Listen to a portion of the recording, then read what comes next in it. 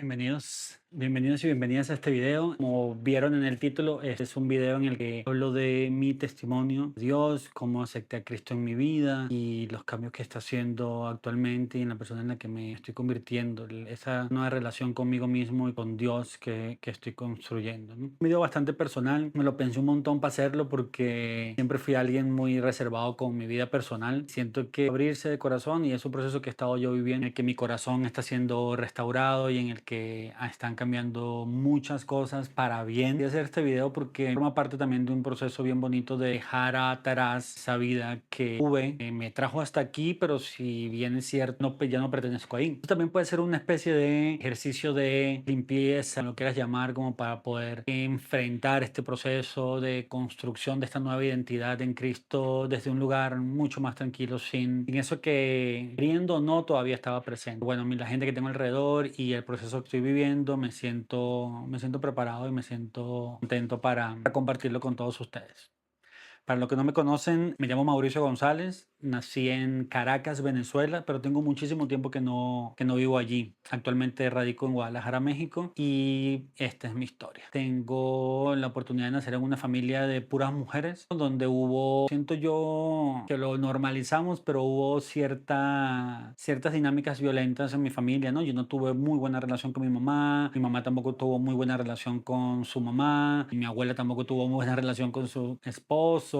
Vengo de una familia en la que no han habido relaciones muy sanas. Hubo mucha violencia, que yo, por lo menos yo personalmente experimenté durante mi infancia. Es un recuerdo que tengo mucho ahí. Sé hasta ahorita que ha sido un poco generacional, ¿no? Que ha sido una violencia que ha venido de mi abuelo contra mi abuela contra mi mamá y así, ¿no? A veces no lo vemos, pero son cosas que lamentablemente se heredan, ¿no? Yo crecí en un ambiente así en el que pues sí había cariño, pero también había mucha violencia. Me creé en un ambiente en el que no me sentía del todo seguro, ¿no? Voy a contar cosas aquí que capaz y no tengo mucho recuerdo de edades y de fechas. Antes de hacer este video pues intenté hacer un poco como un recuento hacia ahí, pero tengo recuerdos de que no viví una infancia de escasez, pero tampoco de abundancia. No faltaba nada en mi casa, gracias a Dios. Entonces, tengo mucho recuerdo de mucha ausencia. Yo no conozco a mi papá, yo no crecí con una figura paterna. Mi mamá también en ciertos momentos estuvo un poco inestable, entonces tampoco formó parte de la familia. Yo me crié con mi abuela, mi tía y mis hermanas. En un momento hubo una transición en la que nos mudamos de ciudad, pero fue así como todo muy poco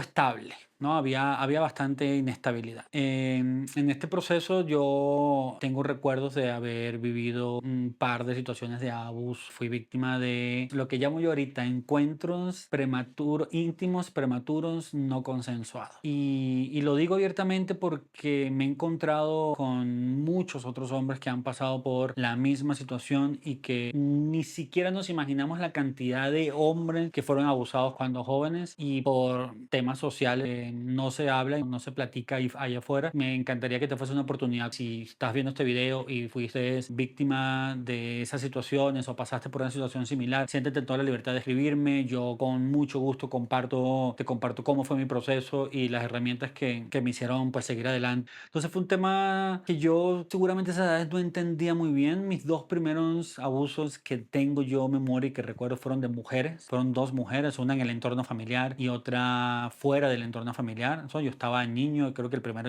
habré tenido yo como por ahí unos 7, 8 años aproximadamente, y ya el otro sí era como fue un poquito más grande, como unos 13, 14 años. Y el que haya sido abusos de mujeres, ya ese último, ya como a los 14 años, cuando uno está entrando un poco en la pubertad, genera mucho que hablar. Se filtró la información, estaba joven, yo no tenía la capacidad de poder yo tener un encuentro íntimo con ninguna mujer en ese momento. Entonces eso llegó a los oídos de grupos a mi alrededor de gente un poco más grande y recibí mucho bullying con respecto a la hombría. Yo crecí creyendo que no era lo suficientemente hombre, ¿no? Porque se me había presentado la oportunidad de yo poder tener un encuentro sexual y no la aproveché. Entonces yo crecí como con ese estigma.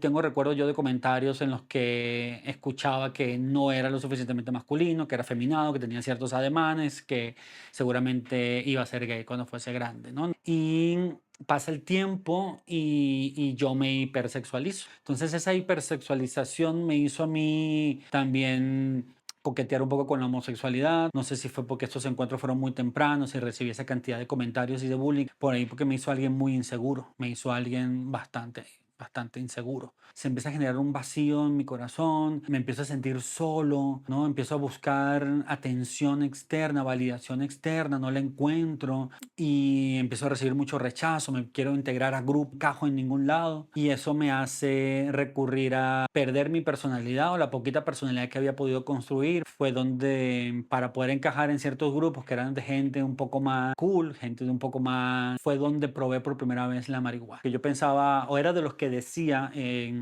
al principio que la marihuana no era una puerta a otras drogas. Entendí que esa era una posibilidad de yo poder encajar en ciertos grupos. Hasta que generé una tolerancia y ahí empezó mi adicción por la marihuana, ¿no? Fue una droga que consumí bastante hasta hace poco, junto con el tabaco, la marihuana fueron de las drogas que más me costó dejar. Entro a estos grupos, encuentro allí cierta validación externa que yo estaba buscando fuera y solo que tenía era que drogarme con ella. Yo creía que la marihuana no era una droga que abría puertas a otras hasta que me sucedió. Por eso lo digo. De curiosos, en algún momento tomamos la decisión de probar la cocaína y ahí empieza como todo un lado oscuro con respecto a la adicción a la cocaína. Y una de las drogas que más daño hace a la sociedad y al cuerpo y a la mente y a la personalidad. Tengo recuerdos de estar muy joven, yo tengo recuerdos de tener un poquito antes de los 17 y pasado los 18 por ahí, en el que entré como en ese proceso de exploración con las drogas. A todas estas yo siempre fui un niño rebelde, a mí me caracterizó la rebeldía. Yo era un niño indisciplinado, yo no tengo recuerdos de haber estudiado, o sea, no tengo recuerdos de en cuántos colegios yo estudié, ¿no? Me imagino yo ahora que tengo años de terapia, que puedo yo un poco tener el criterio suficiente para identificar qué parte de mi conductas inapropiadas, conductas que yo tenía cuando era joven que mi familia no entendía, seguramente venían desde un llamado desesperado de atención y de ayuda. O sea, no tenía la confianza para hablarlo a mi familia, no tenía amigos que contárselo. Entonces siento que eso desencadenó un montón de conductas en mí que generaron también esa violencia en mi familia, que esa violencia me llevó a mí a buscar cierta aprobación afuera y la aprobación que encontré fue la adicción a las drogas. Vivo ese proceso, tengo recuerdos de pasar por situaciones de riesgo y de estar mucho en la calle, callejear un montón, hasta un punto en el que siento que llego como a un tope, me asusto, la dejo y conozco el circo. Conozco el circo y ahí cercano al circo conozco una religión que se llama la religión Rastafari. Y la religión Rastafari, para los que no saben, es la religión de Bob Marley, en la que tienen un acercamiento a Dios, creen en Dios, leen la Biblia, pero fuma marihuana porque dicen que es una hierba sagrada, incluso tienen por ahí unos argumentos bíblicos, entre comillas. No sé si encuentro por ahí una foto y la pongo por acá.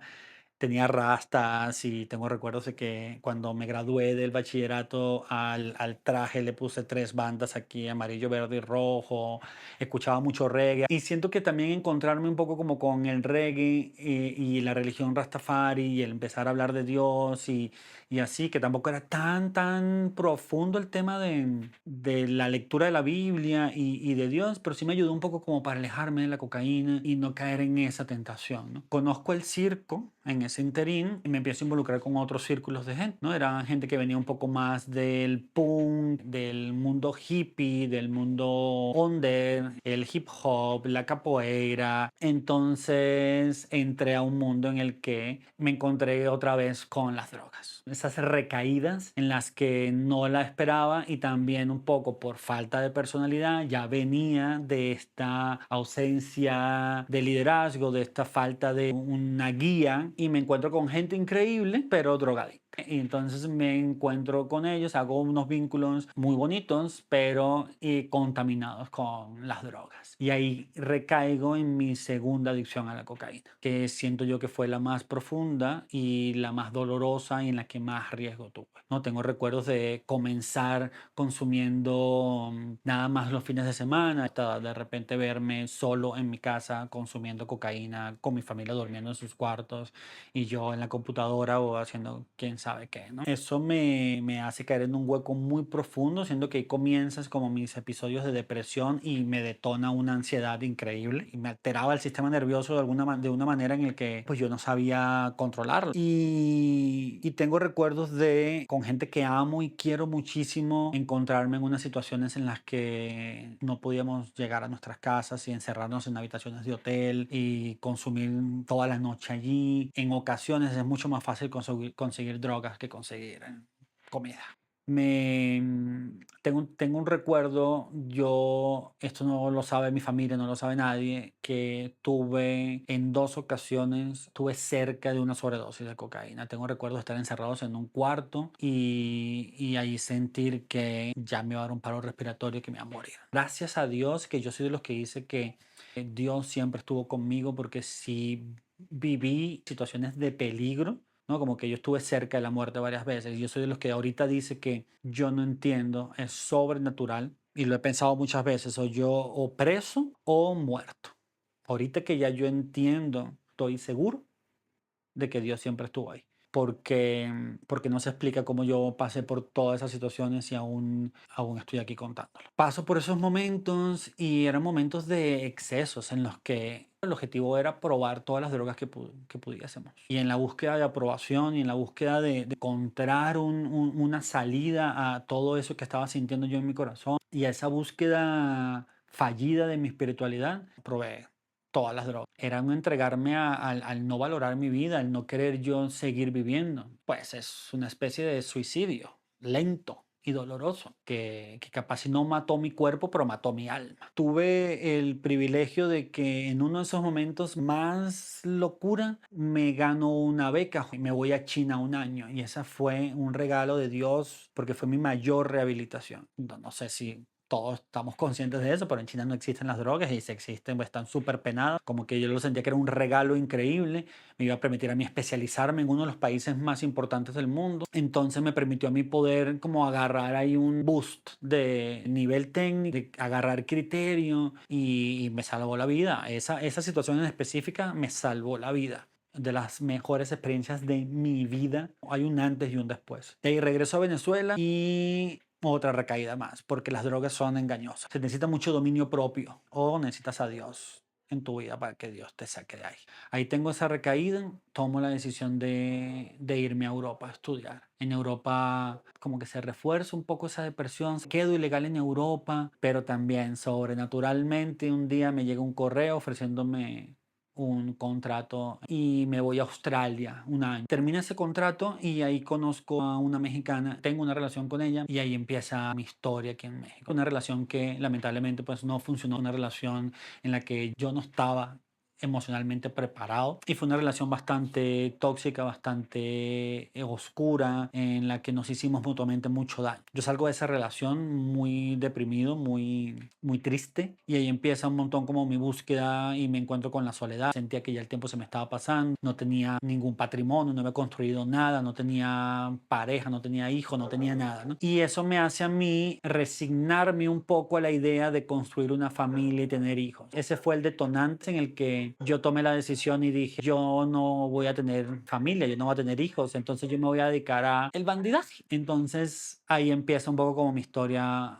más profunda, con llenar el vacío emocional que yo tenía.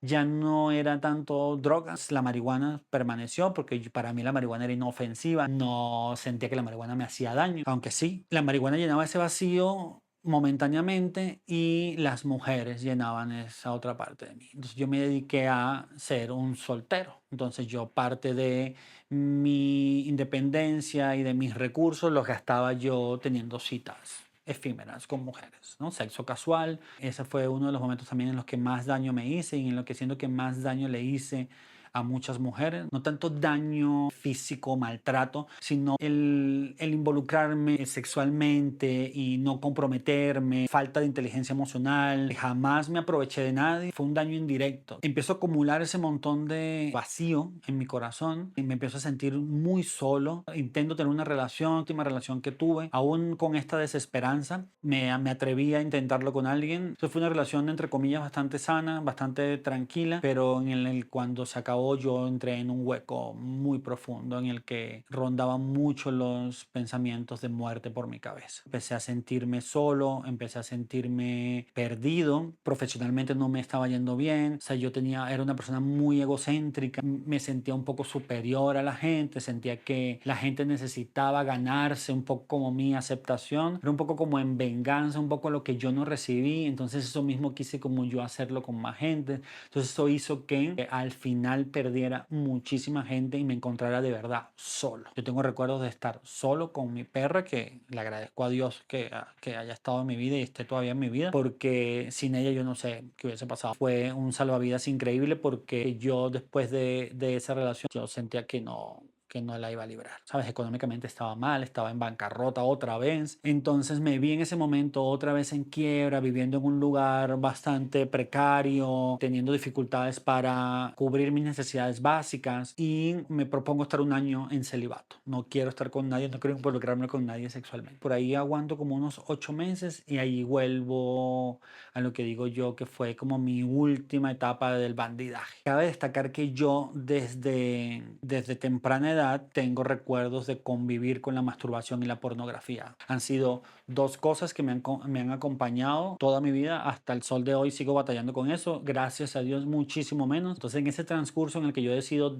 darme un año de celibato fueron los años más intensos de pornografía, marihuana y masturbación. Era una manera, yo necesitaba primero matar la ansiedad. Yo me despertaba todos los días con taquicardia, de no saber cómo iba a pagar la renta, de no saber qué iba a comer. Todas las mañanas yo lo que me despertaba con una taquicardia y unos niveles de ansiedad muy altos. Yo pasaba todo el día esperando que llegara el momento para dormir porque era mi momento en el que yo podía descansar. Yo vivía así aproximadamente 2 años, con esa angustia y esa desesperación y esa soledad profunda. Pasan esos 8 meses, me descargo estas aplicaciones de cita otra vez, empecé a vivir ese proceso, ¿no? Como citas, encuentros casuales, sexo casual, irresponsable, tríos, orgías, fiestas swingers, ¿no? Intercambios de parejas. O sea, ya empiezo a meterme en unos lugares bastante oscuros y bastante riesgosos en el que por esa falta de identidad, de amor propio, de cariño, yo sentía que yo estaba bien porque eso me daba estatus, eso me daba aprobación. Estar con una mujer distinta todos los días, eso me hizo a mí sentir, entre comillas, bien. Empiezo a sentir esa soledad y esa ansiedad. Yo empiezo a algo que yo llamaba agradecer. Todas las mañanas me despertaba y agradecía por el día y le pedía a Dios porque yo decía que yo le agradecía a un Dios, pero un Dios que no tenía cara. Pero yo le agradecía todos los días y en mi agradecimiento yo le pedía que me diera la oportunidad de vivir una vida nueva. Eso fue el año pasado. Pedía mucho a Dios que me diera un renacer. Yo pedía mucho por un reborn. Le decía, Dios, por favor, dame la oportunidad de yo vivir estos últimos 40 años de mi vida sin remordimiento, tranquilo, en paz. Era un agradecimiento que yo no le llamaba oración. Ahora me doy cuenta que yo le estaba hablando a Dios y le estaba pidiendo a Dios. Soy una oración escuchada, ¿no? Entro en ese hueco, yo sigo agradeciendo y llega un punto en el que ya entro en un hueco y en un vacío muy profundo en el que ya sentía que mi vida no tenía sentido, ¿no? Sigo en estas aplicaciones, ya era tan profundo el hueco y era tan profundo el desgaste que yo ya no tenía con quién hacer match en las aplicaciones de cita. O ya la gente con la que me tocaba estaba en otras áreas lejanas a mi radar. Ya yo no tenía opción. En ese momento en el que ya se acabó todo, en el que voy a borrar esa aplicación y voy a ver cómo hago para yo poder seguir manteniendo ese estilo de vida que yo tenía. Hago match con una mujer, no tanto del perfil de mujeres con las que yo me relacionaba, una mujer de mi edad, contemporánea conmigo. Me parece que era una mujer atractiva y conectamos sexualmente, comenzamos a ser como pareja sexual.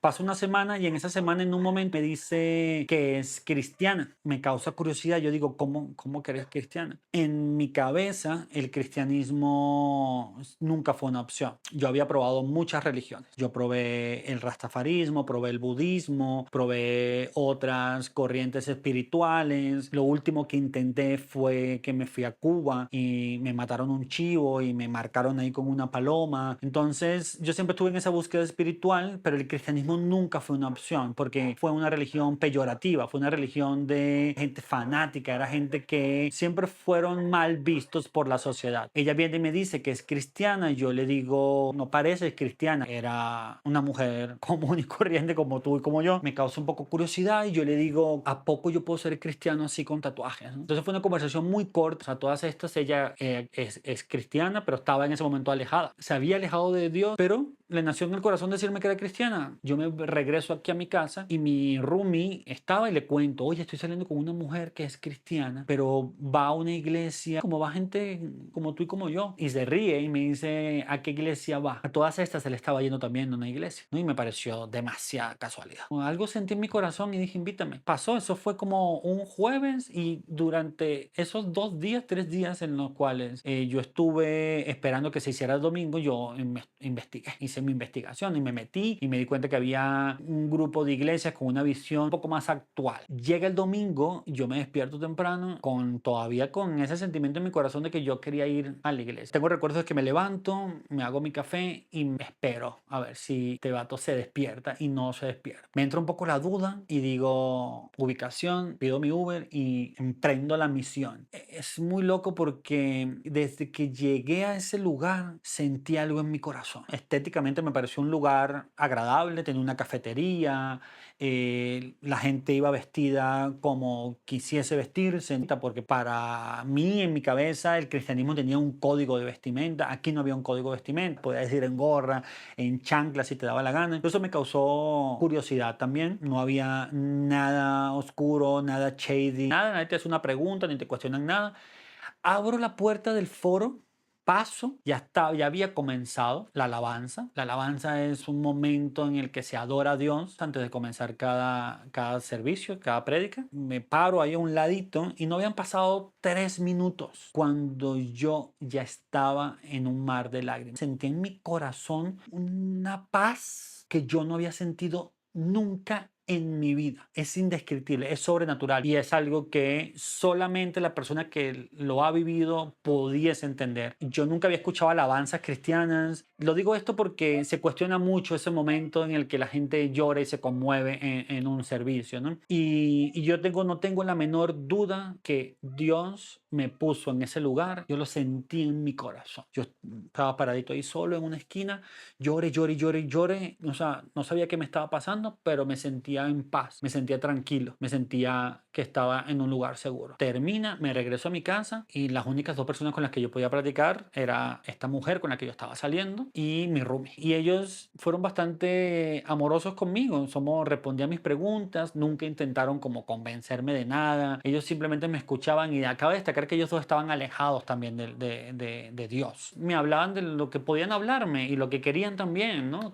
Pero aunque aún tenía cierto escepticismo, yo quería seguir yendo a ese lugar. Había algo que me llamaba ahí. Entonces yo durante 2 meses yo seguí yendo a esta iglesia, ¿no? Como que yo no quería compartir mucho mi proceso, ni siquiera con esta mujer con la que yo estaba saliendo, porque yo no quería que ella sintiese que yo estaba yendo a la iglesia porque yo quería agradarle a ella. Yo quería vivir mi proceso solo y fue un proceso solo con Dios. Es muy loco porque yo en esa iglesia yo no hice mucha conexión, a pesar de que lo intenté, no pasó. Y no por la iglesia, no tengo nada malo que decir de ese lugar en lo absoluto, sino que estoy seguro de que Dios tenía un plan para mí y Él tenía un objetivo conmigo en ese momento, que era de Él encontrarse conmigo. Y ya está. Yo estuve yendo durante 2 meses buscando razones para no creer. O sea, yo iba todos los domingos buscando el momento en el que yo dijera, ahí está.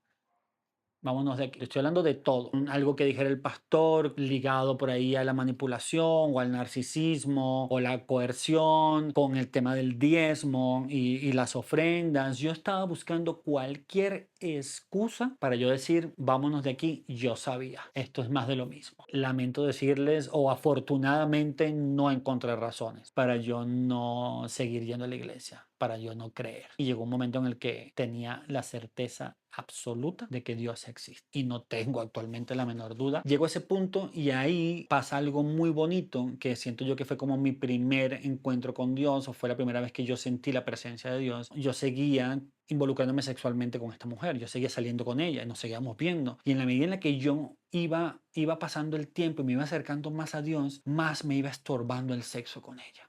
Inexplicable. Estamos hablando de que el sexo era mi medio de comunicación. Era la única manera en la que yo sentía que yo podía demostrarle valor a alguien. Y en la medida en la que yo me iba acercando más a Dios, me iba involucrando más me estorbaba el sexo con ella. Hasta un punto en el que yo le dije llorando, necesito que quitemos el sexo de la ecuación porque siento que me aleja de Dios, me estorba en este proceso tan bonito que estoy sintiendo yo en mi corazón. Antes de eso yo había sentido que desde que iba a la iglesia ya ese vacío que yo sentía en mi corazón ya lo estaba llenando algo más, que no entendía qué era. Ahorita lo entiendo, pero en ese momento no entendía qué era. La frecuencia de masturbación y de pornografía bajó un montón. Claro, todas estas cosas que llenaban, la marihuana, la pornografía, el sexo casual, todo esto ya no lo necesitaba porque el vacío que yo sentía en mi corazón lo está llenando Dios.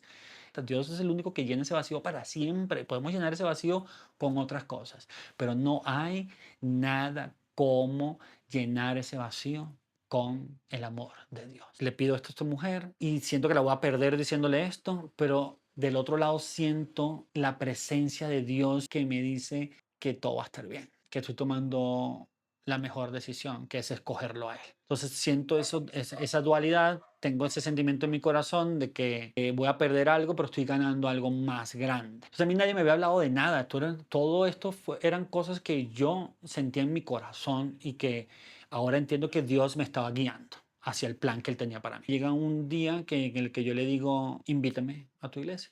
Quiero ir a tu iglesia. Yo había investigado sobre esa iglesia. Yo había metido en ChatGPT, analízame estas dos iglesias. Tengo por ahí todavía la captura que voy a intentar ponerle, en el que le había pedido a ChatGPT que me analizara estas dos iglesias, que buscara escándalos que habían tenido en la ciudad, que si tenía algunos sesgos de manipulación coercitiva, o sea, que me buscara todo. Entonces ya yo sabía de esta iglesia. Era una iglesia que tenía un instituto bíblico en el cual podías hacer un técnico superior en teología práctica, y a mí el conocimiento me encanta. Entonces dije, claro, este es un lugar, siento yo que es el lugar para mí. Y un día le dije que me invitara y fuimos juntos, y ese día fue el maravilloso día en el que acepté a Cristo en mi vida sin saber. Y en esta iglesia en la que yo me congrego, que agradezco un montón, que amo, quiero y adoro, y que agradezco y que le pido a Dios que siga bendiciendo a mi iglesia y que siga bendiciendo a mis pastores y que siga bendiciendo a mis hermanos, que encontré una gente increíble que yo no esperaba encontrar, gente imperfecta pero con un corazón hermoso, y